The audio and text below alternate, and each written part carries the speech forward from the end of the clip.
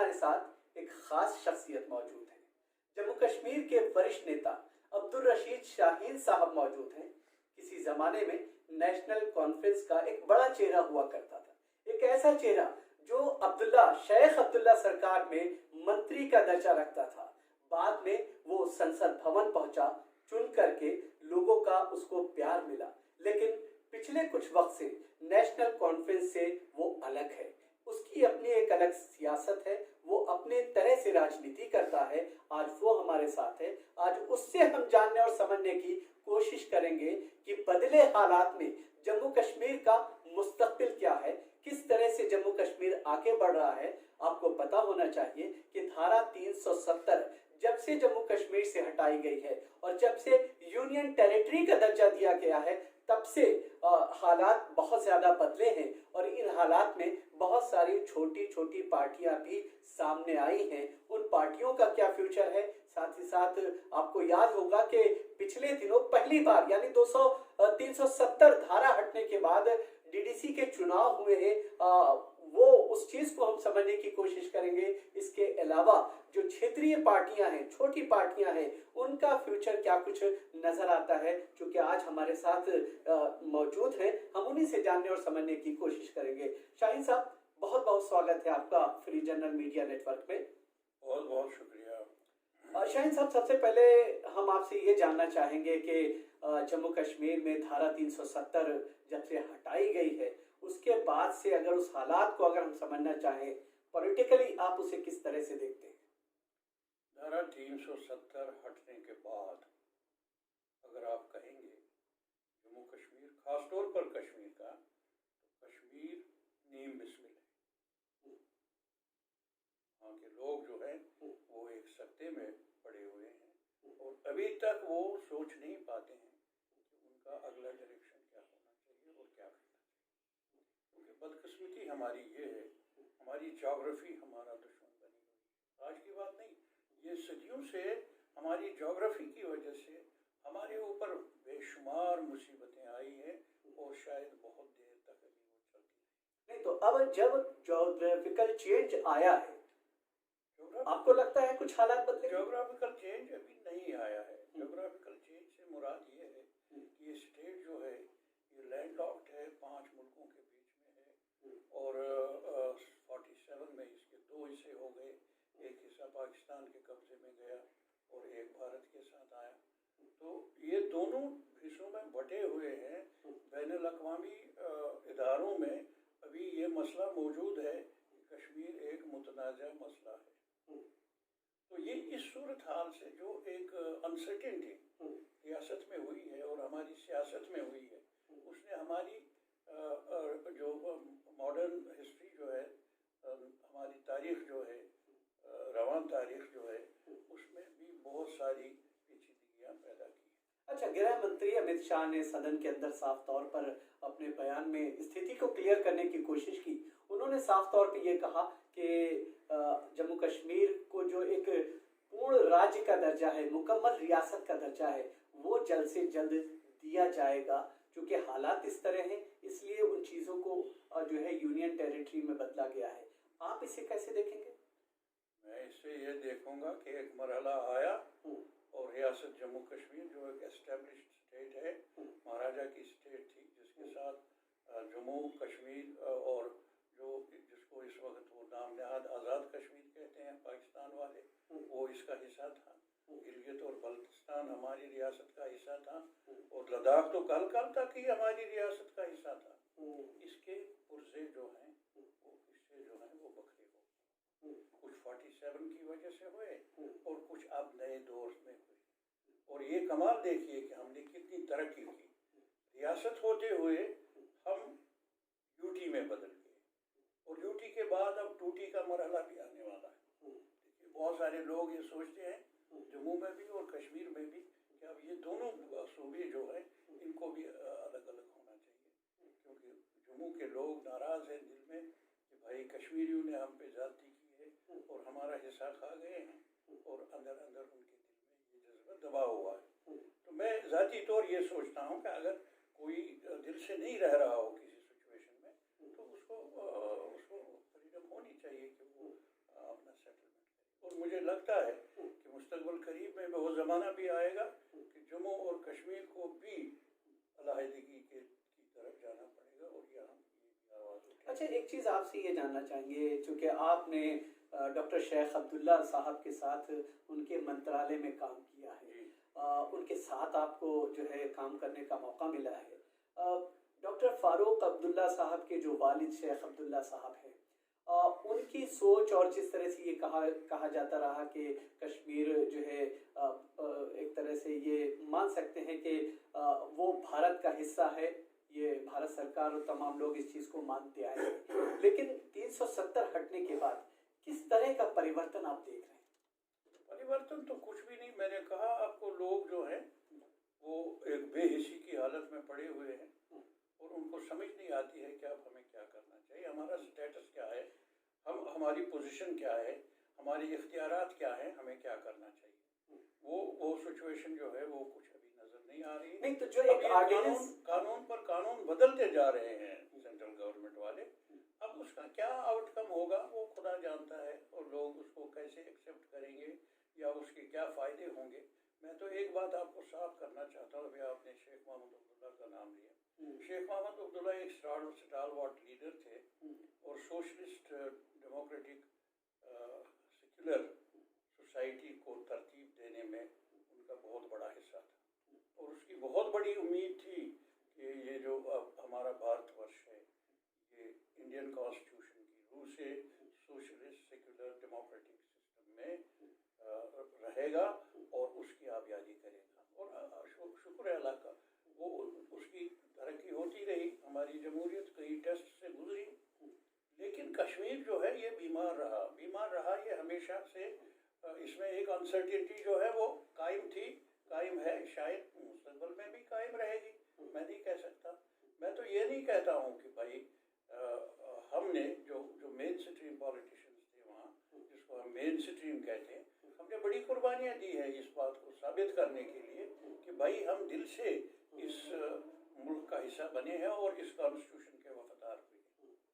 तो लेकिन जो अब नई सिचुएशन हुई, नई सिचुएशन में हम भी इरेलेवेंट हो गए, हमें पता ही नहीं अब क्या करना चाहिए। एक तरफ से हमें जो टेररिस्ट फोर्सेस हैं उनके साथ हम लड़ते रहे, जानें गंवाई दी, हमारे रिश्तेदार मारे गए, हमारी ज़िंदगी ख़तरे में है और मुसलसल वो शेड चल रहा है हमारे ऊपर। और एक तरफ से ये है कि आपको पता ही नहीं लगा, रातों रात आपको ज़मीन पे बिठाया गया और जेल हो गई और ये हो गया और वो हो गया, सब कुछ हो गया।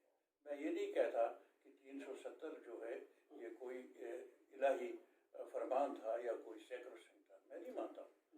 370 जो है एक धारा थी, देखा जा सकता था कि इस सिचुएशन में इसको रहना चाहिए, नहीं रहना चाहिए, लेकिन उसके लिए कंसेंसस जो है वो बहुत ज़रूरी था। नहीं तो सरकार ने क्लियर किया ना कि एक टेम्परेरी चीज़ थी, अब उसकी ज़रूरत महसूस नहीं होती, इसलिए हटा दिया गया। ठीक है ना, मैं भी कहता हूँ कि ये हो सकता है, ये भी हो सकता है, टेम्परेरी है और हटा भी दिया जा सकता है, वो हो सकता है, लेकिन ये भी हो सकता ना कि वो कश्मीर के लोग जो हैं उनको भी हम कॉन्फिडेंस में लेते, जम्मू के लोगों को भी कॉन्फिडेंस में लेते। तो सरकार ने गलती की, यहाँ पर कॉन्फिडेंस पे लेना चाहिए था। गलती की नहीं, इन्होंने एक ट्रांसग्रेशन कर दिया, ओवरनाइट एक बुलडोजर चला दिया। उसमें क्या कर सकते हैं, ये एक हिस्टोरिकल फैक्ट है, ये हमें कहेंगे, आगे भी लोग कहेंगे, अगले ज़माने में भी ये बात ऐसे ही रहेगी कि भाई it was a sort of aggression, और ये सारा एग्रेशन के तौर पे इन्होंने कर दिया। लेकिन हालांकि मैं कहता हूँ कि 370 की पोजीशन क्या थी उस पर मेरी अलग सोच है। मैं ये मानता हूँ कि वो कोई खुदाई कानून नहीं था, कोई ज़रूरी नहीं था कि वो उसका रहना, लेकिन उसके जो हिस्टोरिकल बैकग्राउंड्स थे, क्यों 370 आया, उससे क्या हुआ हमारी रिलेशन का इस मुल्क के साथ, उससे क्या नुकसान है कि अगर उससे कायम रखें, वो उसको तो देखना था, वो तो किसी ने देखा नहीं। अल्टीमेटली जो एक डिस्ट्रेस सा हो गया, एक एतमाद साजी में एक खलल सा आ गई, बहुत बड़ी कमी आ गई। अब मुझे बताइए, आप मेन स्ट्रीम, मेरे भाई को जब मैं पार्लियामेंट में आया इलेक्ट होकर, उस वक्त दहशतगर्द कहते थे कि इलेक्शन मत लड़ो, सामने मत आओ, तो हम पूरा खानदान और पूरे दोस्त अहबाब वोटर सपोर्टर सब लेकर मैदान में उतर गए, तो मैं उनके हाथ नहीं लगा तो मेरे भाई को कत्ल कर दिया। इसी तरह से मेरे बहुत सारे साथियों के रिश्तेदार हो वो बजाज खुद बहुत सारे साथी मेरे कत्ल हो गए। ये हमने एक बहुत बड़ी लड़ाई लड़ी। और ये लड़ाई किस लिए लड़ी? ये लड़ाई हमने ये सबूत देने के लिए लड़ी थी कि हम दिल से और हम एतिकाद से इंडियन कॉन्स्टिट्यूशन के सपोर्टर हैं और इंडियन जो डेमोक्रेटिक सिस्टम है इसके कायल हैं और इस पर कायल रहेंगे। वो किसी की सिफारिश से नहीं, किसी के दबाव से नहीं, किसी की मेहरबानी से नहीं, वो हमारी अपनी विल थी। हमने डिनाई कर दिया कि हम नहीं जाएंगे इस डिवीजन में जो उस वक्त सजेस्ट हुआ, टू नेशन थ्योरी या बाकी। मैं मुखालफत नहीं करना चाहता हूँ, पर पाकिस्तान एक एग्जिस्टिंग कंट्री है और हमारे बिल्कुल नेक्स्ट डोर है। We wish them well also. लेकिन ये है कि कोई हमें ऐसा समझे कि भाई पाकिस्तान वाले समझें कि ये एक आबादी है जिस पर हम चढ़ाई कर देंगे, तलवार भेज देंगे, जैसे उन्होंने 47 में कर दिया। और अब भी अगर वहाँ से अच्छा, आप पब्लिक से जुड़े रहते हैं, लोगों के बीच में जाते रहते हैं, लोगों का इस वक्त सेंटिमेंट क्या है, किस तरह से देख रहे हैं? मैं बता रहा हूँ, लोगों का सेंटिमेंट ये है कि अगर कोई आधा मरा हुआ अस्पताल के बेड पे पड़ा हुआ होगा और अनकॉन्शियस होगा, उसको आप जाके कान में कहेंगे भैया 370 कैसा है, ठीक है बुरा है, वो कोई जवाब नहीं दे सकते। बिल्कुल उनका डायरेक्शन माइंड का बिल्कुल ही गायब हो गया है और बहुत सारे वसवसे हैं उनके दिल में, लेकिन बहुत सारे डर हैं उनके दिल में। लेकिन डीडीसी के जो चुनाव हुए उसमें बड़ी संख्या में लोग सामने आए। ये सब दिखाने वाली बातें हैं। और एक चीज़ मैं बताऊंगा, कश्मीरी सेंटिमेंट को आप पहचानिए थोड़ा सा। ये एक ज़माने में जब बख्शी गुलाम अहमद को हम पे तोप दिया और वहाँ एक सिविल पुलिस बनाई गई जिनको ये कहते थे पीस ब्रिगेड कहते थे, और सिविल पुलिस वो डंडे मारते थे हम लोगों को जो जेल जाते थे, लेकिन 22 साल चलता रहा, लोग भी चलते रहे, ये भी चलता रहा।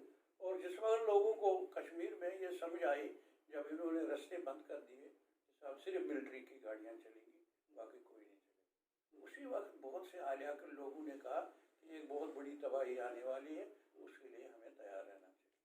लेकिन कश्मीरियों का समझ देखिए, उन्होंने कोई टकराव नहीं किया, उन्होंने कोई एहतजाज नहीं किया, उन्होंने मौत के मुँह में अपने आप को नहीं डाला। लेकिन अब उन्होंने अभी फैसला नहीं लिया है कि अब हमें क्या करना। वो इसलिए नहीं लिया है कि वो किसके साथ जुड़े, कौन उनसे जुड़ना चाहता है। अगर कोई उनसे जुड़ना चाहता है तो वो इसलिए कि वो टॉम डिक एंड हैरी को जमा करें, उसको ब्राइब करें और उसको ब्राइब करके वही कहलवाएं जो उनके मुंह में आता है। उससे काम नहीं होता।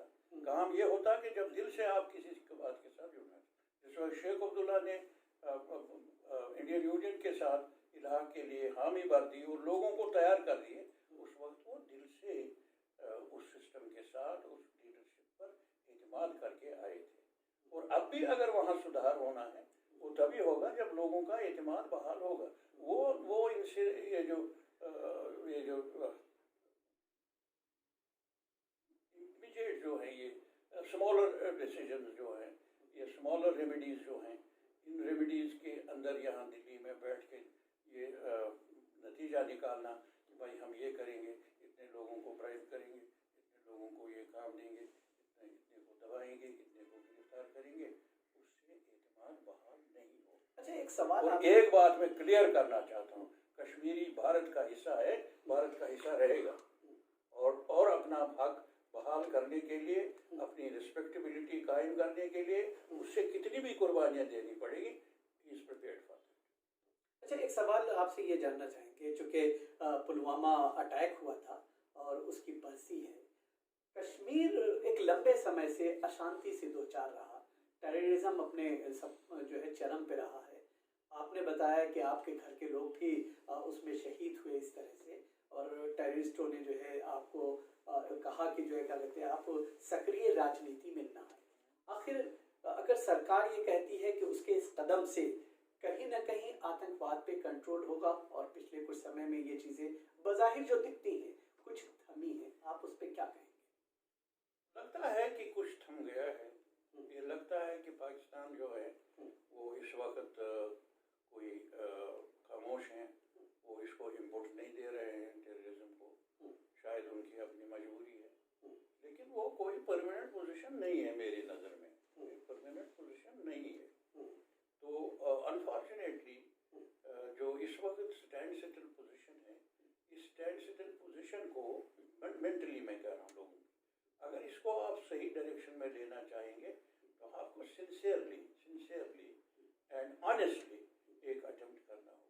ये नहीं कि आप किसी को रॉब करेंगे, किसी को डिसमिस करेंगे, किसी को ट्रांसफ़र करेंगे, मुलाजिमों को जी हम नागालैंड भेज देंगे, फलां को ये कर देंगे, ज़मीनें ज़बरदस्ती ले लेंगे, फलां करेंगे। इन चीज़ों से नहीं होगा और पछतावा होगा लोगों को ये काम। अच्छा, एक सवाल और आपसे ये समझना चाहेंगे, चूँकि जब धारा 370 को हटाया गया रियासत से, उसके बाद जो पॉलिटिकल डेवलपमेंट देखने को आया, छोटी छोटी पार्टियां सामने आई। शाह फैसल की एक नई पार्टी, उन्होंने जो है अपनी पार्टी क्रिएट की, फिर एक गुपकर अलायंस सामने आया। इस तरह की जो पॉलिटिकल पार्टीज हैं, उनका फ्यूचर आप किस तरह से रियासत में देखते हैं?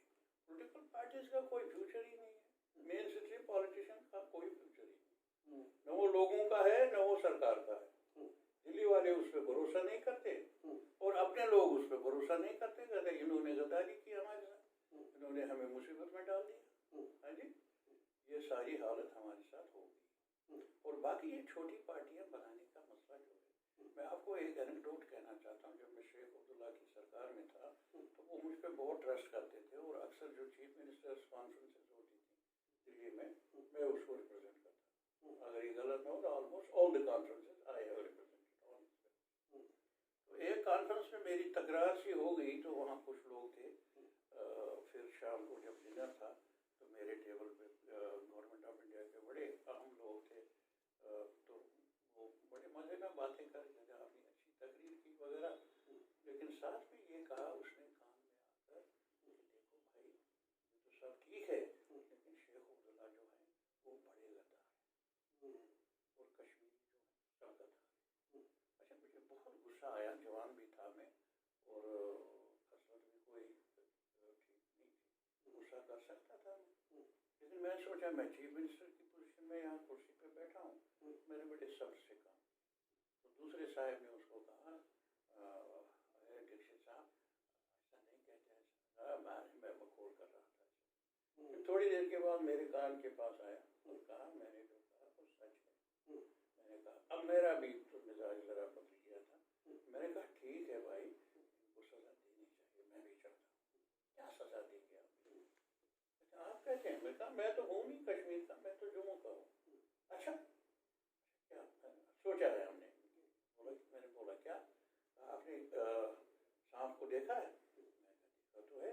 कहता सांप के 10 टुकड़े करें और हर टुकड़े को चींटियां चाटती रहें, वो कैसा होगा नजारा? मैंने कहा वो तो मेरे दिमाग में आया, कहा कश्मीर का यही हाल हो और मैं आज देख रहा हूँ कि वही हाल हो रहा है। अच्छा, एक आखिरी सवाल आपसे ये जानना चाहेंगे कि शेख अब्दुल्ला साहब के साथ आपने काम किया और जैसा आपने बताया कि जो चीफ मिनिस्टर्स कॉन्फ्रेंस हुआ करती थी, आप उसमें सीएम के नुमाइंदे के तौर पर जो है हाजिर हुआ करते थे। आप लोकसभा में भी रहे और उसके साथ साथ हम, चूँकि अब आपका नेशनल कॉन्फ्रेंस से ताल्लुक़ नहीं है, अगला कदम क्या होगा? किस तरह से आप जो है कश्मीर के लोगों की रहनुमाई करेंगे? हम तो यही कोशिश करते हैं कि हम इस सिस्टम के अंदर कोई एक ऐसा प्लेटफॉर्म खड़ा करें और यहाँ कुछ ऐसे लीडरों के साथ, ऐसी पार्टियों के साथ ताल्लुक पैदा करें जो कश्मीरियों के साथ हमदर्दी रखते हों और दिल से चाहते हों कि इनको जोड़ें और जोड़ के मजबूत करें इस टाई को जो हमने पहले जोड़ा और ये साबित कर दें कि जम्मू कश्मीर जो है ये भारत का वाकई एक अटूट, लेकिन ये दिल से जुड़ाव हो और उसके लिए काम करने वाले जितने लीडर हैं हम उनके साथ रहेंगे, उनका साथ लेंगे और एक ऐसा प्लेटफॉर्म ज़रूर तैयार करेंगे जिस पर ये तनाज़ा न हो कि भाई इलाक़ है या नहीं है, हम ईसा है या नहीं है। नहीं तो अगर हम ईसा है और हम ईसा हैं, हम इस मुल्क के अंदर जो है वो अपने हकूक़ के लिए हम मुस्तैद रहेंगे। नहीं तो आप खुल के बता सकते हैं कि आपके कुछ इस तरह में कुछ सिलसिले में बातचीत चल रही है,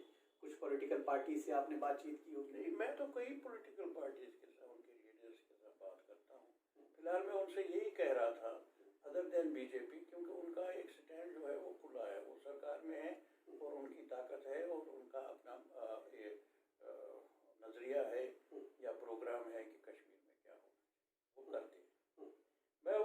गीला नहीं करता हूँ, क्योंकि उनका शुरू से ये मैनिफेस्टो है उनका कि हम 370 हटाएंगे, हम ये करेंगे, हम स्टेट को यूटी करेंगे, फिर शायद किसी मरहले पर टूटी भी करेंगे, वो कर सकते हैं उनको तो। लेकिन जो अदर दैन बीजेपी लोग यहाँ हैं, इस मुल्क में तो और भी पार्टियां हैं ना, जिंदा लोग भी हैं, तो हम उनसे बात कर रहे हैं। मैं उनसे यही कह रहा था कि हम एक कॉन्क्लेव करें जिसमें सारे लीडर्स को बुलाएं, हम ममता जी को बुलाएं, हम शरद पवार साहब को बुलाएं, हम ओवैसी साहब को बुलाएं, ये अपने जो अखिलेश यादव है उनको बुलाएं, जो स्टैलिन जो है उसको बुलाएं। तो इतने सब लोग जो हैं उनको बुला के उनसे ये कहें कि भाई हमारी पोजीशन ये है, हमारी पोजीशन ये है, हमने कुर्बानियाँ दी हैं इस इलाक़ को, इस ताल्लुक़ को मजबूत करने के लिए। आज भी हम जानदारी से इस बात पे खड़े हैं कि हम इस मुल्क का हिस्सा हैं, लेकिन रेस्पेक्टफुली हम इसका हिस्सा बने रहेंगे। आप हमें रास्ता बताइए। हम इस वक्त डीम डिसमिल सिचुएशन में हैं। लोग हमारे जो हैं वो जैसे उन्होंने कोई नशा लिया है और बेहोश पड़े हुए हैं, उनको आप सब लोग अगर मिल के एक आवाज़ देकर बुलाएंगे और अपने साथ मिलाएंगे, अपने साथ चलाएंगे, तो शायद जम्मू कश्मीर का भी मुस्तकबिल सुधर जाएगा और इस मुल्क के लिए भी अच्छा। चलिए, तो ये थे अब्दुल रशीद शाहीन साहब, नेशनल कॉन्फ्रेंस के किसी ज़माने में बड़े नेता हुआ करते थे। जैसा कि आपने सुना, खुद शेख अब्दुल्ला साहब जो कि फाउंडर नेशनल कॉन्फ्रेंस के माने जाते हैं, उनकी जगह पर चीफ मिनिस्टर्स मीटिंग को संबोधित करते रहे, उसमें शरीक होते रहे। उनका साफ तौर पे कहना यह है कि जम्मू कश्मीर के हालात बदलने चाहिए। भारत का कल हिस्सा था, आज भी है और आगे भी वो हिस्सा रहेगा। हम चाहते हैं कि जो देश के हालात हैं, जो देश की अलग अलग पार्टियां हैं, तमाम लोग एक दूसरे के साथ मिलें ताकि कश्मीर का भला हो, कश्मीरियों का भला हो सके। तो आज के प्रोग्राम में फिलहाल इतना ही। इजाजत दीजिए। आदाब।